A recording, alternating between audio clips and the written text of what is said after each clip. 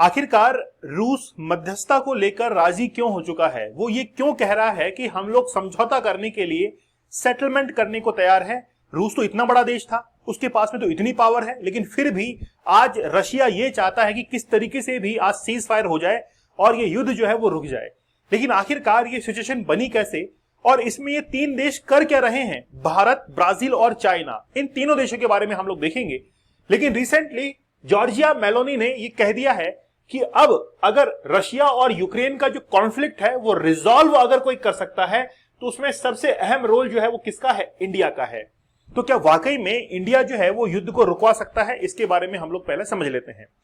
ये बात है 24 फरवरी 2022 की, जिस समय बीजिंग ओलंपिक खत्म ही हुए थे और उसके बाद में रशिया ने अटैक करना शुरू कर दिया था यूक्रेन के ऊपर। आज इस बात को लगभग 2.5 साल हो चुके हैं। कई बार पीस टॉक हुई है। सबसे पहला बेलारूस के अंदर हुई थी, लुकाशेंको वहां के हेड है। बेलारूस के अंदर जब मीटिंग हुई थी तो फेल हो गई थी, मतलब दोनों के बीच में कोई भी समझौता नहीं हुआ था, सेटलमेंट नहीं हुआ था। उसके बाद में फिर ये इस्तांबुल के अंदर मिले थे। इस्तांबुल के अंदर सभी चीजें अपनी अपनी जगह पर थी, सेटलमेंट लगभग हो ही चुका था। लेकिन उस समय एक दाव पेच अटक गया था और वो ये था, यूक्रेन ने कहा था कि अगर आज हम लोग ये सेटलमेंट करते हैं तो हमारी सिक्योरिटी को कौन एंश्योर करेगा? क्या यूएन इसको एंश्योर कर सकता है? क्या नाटो जो है इसको एंश्योर कर सकता है? किसी ने भी उसकी जो है वो सिक्योरिटी गारंटी नहीं ली और उस समय वो जो पीस टॉक थी इस्तांबुल की वो भी कैंसिल हो गई। फिर ये स्विट्जरलैंड के अंदर मिलते हैं, उसमें भी ये पीस टॉक जो है वो खत्म हो जाती है। लेकिन क्या वाकई में आज ये युद्ध रुक सकता है और भारत इसको कैसे रोक सकता है, उसके बारे में हम लोग जिक्र करेंगे। ठीक है, चलिए शुरुआत करते हैं आज के सेशन का। Russia Ukraine war, India and China. देखिए, दो कंट्रीज ऐसे हैं इसमें, एक तो है इंडिया और एक है चाइना। लेकिन पुतिन ये कह रहे हैं कि केवल इंडिया और चाइना ही नहीं, साथ में ब्राजील जो है वो भी मध्यस्थता करते हुए, बीच में मीडिएटर की रोल अदा करते हुए इस युद्ध को समाप्त कर सकते हैं। आप लोगों को पता होगा कि जब भी कोई विवाद होता है, कॉन्फ्लिक्ट होता है, तो जो बीच में मीडिएटर है वो हमेशा एक ऐसा इंसान होना चाहिए जो कि न्यूट्रल रहे, वो किसी भी पार्टी की तरफ ना जाए, न्यूट्रल रहे, दोनों का पक्ष सुने, तभी जो है वो मध्यस्थता हो सकती है, एक मिडिल मैन जो है वो सामने आ सकता है।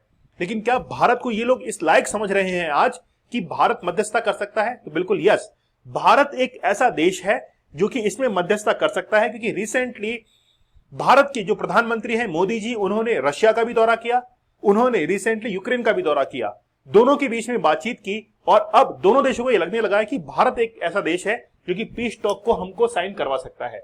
तो जेलेंस्की से मुलाकात की थी रिसेंटली, आप लोग को पता है, और कई सारे मेडिकल इक्विपमेंट हम लोगों ने यूक्रेन के अंदर पहुंचाए थे। हमारे कई स्टूडेंट्स जो थे वो यूक्रेन के अंदर थे, उनको लेकर भी एंश्योर जो है वो पीएम मोदी हुए थे।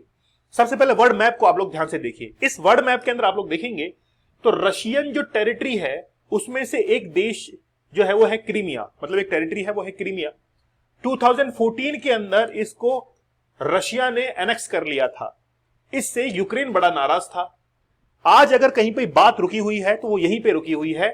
यूक्रेन का ये कहना है कि अगर हम लोग पीस टॉक करते हैं, समझौता करते हैं, सेटलमेंट करते हैं, तो ये जो क्रीमिया वाला पार्ट है वो यूक्रेन के पास में आ जाना चाहिए। लेकिन पुतिन जो है इस बात के लिए राजी नहीं है।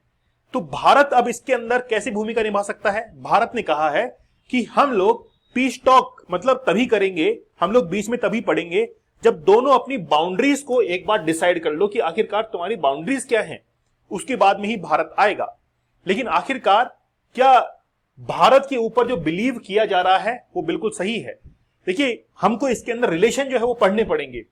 सबसे पहले Russia to India relation, Russia to China relation and Russia to Brazil relation. उसके बाद में ही हम लोग इसके कंक्लूजन पर पहुंच सकते हैं। अगर रशिया और इंडिया की बात करें तो भारत को एज ए कंट्री रिकॉग्नाइज करने वाला सबसे पहला देश कौन सा था? वो रशिया ही था। आप लोगों ने एक सैटेलाइट का नाम सुना होगा, आर्यभट्ट। आर्यभट्ट जो सैटेलाइट था, जो कि हमारा पहला सैटेलाइट था, उसको बनाने के अंदर सहयोग जो करने वाला था वो रशिया ही था। राकेश शर्मा जो कि अंतरिक्ष के अंदर गए थे, मतलब स्पेस के अंदर सबसे ज्यादा हेल्प हमारी रशिया ने की थी। उसके बाद में S-400 मिसाइल लॉन्चिंग सिस्टम वो रशिया ने दिया था। ये बहुत लंबे समय से चलता हुआ आ रहा था।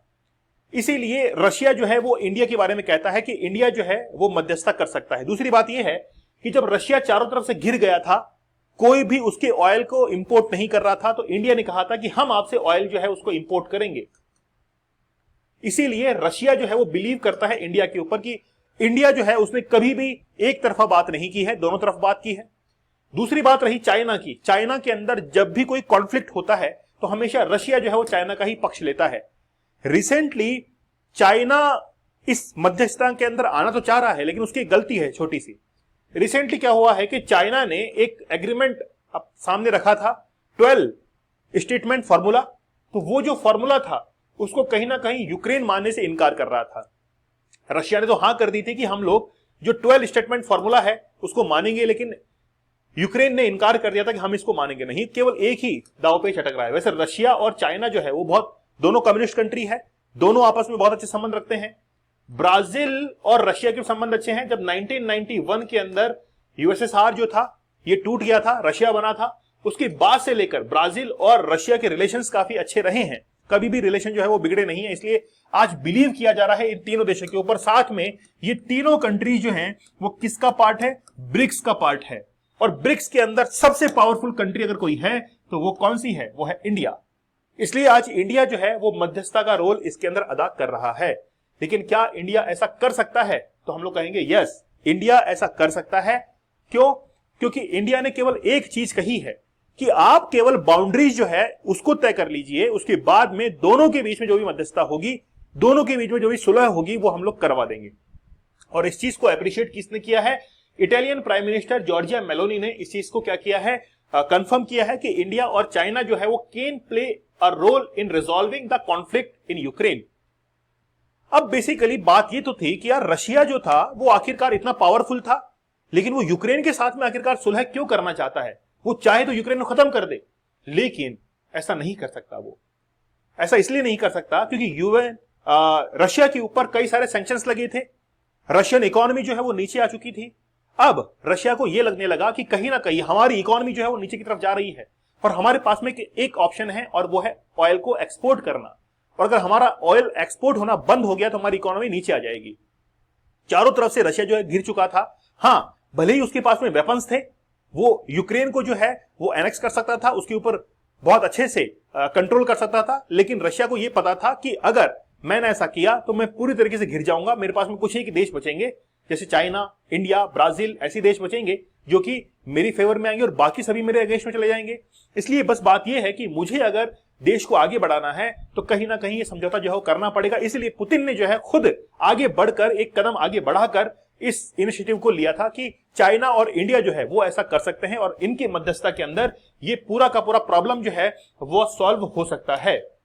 ठीक है, अब इसके अंदर एक केस और सामने आता है, वो ये है कि रशिया का ये कहना है कि इस्तांबुल के अंदर जो मीटिंग हुई थी उससे हम लोग एग्री हैं। इस्तांबुल के अंदर जो हमारा एग्रीमेंट साइन हुआ था उससे हम लोग एग्री करते हैं। जितने भी पॉइंट्स थे सबसे हम लोग एग्री करते हैं। केवल और केवल यूक्रेन जो था उसको वहां पर थोड़ी सी प्रॉब्लम थी। यूक्रेन कह रहा था कि हमारी सिक्योरिटी को कौन एंश्योर करेगा। बस अगर केवल दो चीजें यहां पर हो जाती हैं कि यूक्रेन की सिक्योरिटी को एंश्योर किया जाए, पहली बात, और दोनों की बाउंड्री जो है वो अगर फिक्स हो जाती है तो ये मध्यस्थता हो सकती है और ये वॉर जो है वो रुक सकता है। आप लोगों का क्या कहना है मुझे आप लोग कमेंट सेक्शन में जरूर बताइएगा। I believe China and India have a role to play in resolving the conflict. The only thing that cannot happen is to think that the conflict can be solved by the abandoning Ukraine. The choice of supporting Ukraine has been first and foremost a choice of national interest. Basically, बस बात यह है कि दोनों जो है वो रजामंदी को तैयार है। और आप देखिए कि पिछले कुछ दिनों के अंदर यूक्रेन ने जिस तरीके से अटैक किए हैं रशिया के ऊपर, रशिया जो है पूरी तरीके से हिल चुका है। रशिया को यह लगता है कि आखिरकार ये यूक्रेन जो है वो अब रुकने वाला नहीं है, हमने बहुत परेशान कर लिया। अब दोनों जो है वो एक न्यूट्रल कंडीशन में आने को तैयार है, दोनों एक सेटलमेंट की कंडीशन में आने को तैयार है। ठीक है, चलिए, तो ये पूरा कंक्लूजन मैंने आप लोगों को बता दिया है। तो मिलते हैं आप लोगों से। अच्छा, एक चीज और है, हमारा 100 डेज का जो हार्ड चैलेंज है इसको आप लोग जरूर ज्वाइन कीजिएगा। इसको आप लोग क्या कीजिएगा, जरूर ज्वाइन कीजिएगा। 6 सितंबर से हमारा चैलेंज शुरू हो चुका है और जो भी व्यूवर्स हैं उनसे मैं कहना चाहूंगा कि अपनी लाइफ को बदलना चाहते हैं तो एक बार इस चैलेंज को एक्सेप्ट कीजिए। आपकी 3 महीने के अंदर पूरी की पूरी लाइफ जो है वो चेंज हो जाएगी। तो मिलते हैं आप लोगों से अगले सेशन के अंदर, तब तक धन्यवाद, थैंक यू, जय हिंद।